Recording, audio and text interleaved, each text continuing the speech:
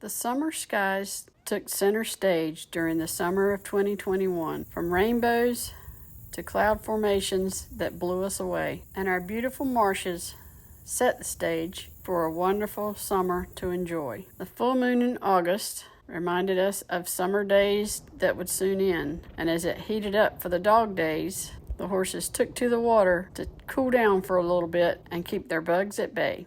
As we slipped further into summer, the spartina began to flower. Behind the flowering spartina are the seeds. As the marsh begins to flower, it takes on a little bit of a UV glow across the top, as if to welcome all the insects to come in and help with the pollination. The locals don't seem to mind. They just continue to graze in the areas they can reach. But in the areas where they can't, the spartina grows tall and continues to flower, eventually turning into seeds by late August and early September. Once the seeding starts, the UV glow fades away and the copper tot will soon start. Other flowers also start to bloom in the fall and cast their seeds for the next generation. Late summer also brings in the butterflies to help with pollination for all the plants. We even had some new grass growing this year. A couple of sandbars formed inside Deep Creek, and it's the first year we've actually seen grass growing there. One of the best things to see in the summer is when the human locals and the equine locals can hang out together on Horse Island and the edges of Bird Shoal, not bothering one another, but just having a great day on the reserve. And our little baby that was born in April continues to grow and graze with Mom. I also managed to find a few sea nettles during the summer months, and I am constantly amazed at their gracefulness.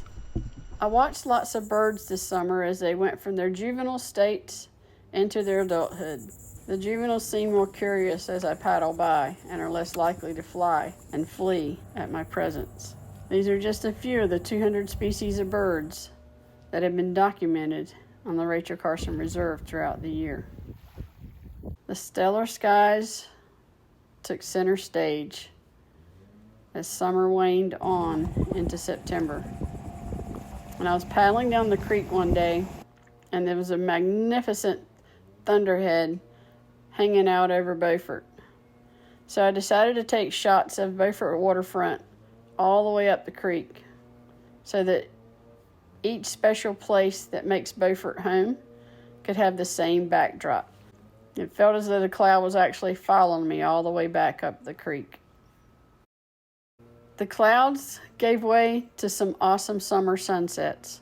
The hues, the tones that softened as the sun went down were breathtaking at times. We kept thinking this has got to be the best one until we saw the one the next day. When the harvest moon began to rise over the estuary at the end of summer, we knew it was time to start preparing for shorter days, cooler nights as fall began to slip in.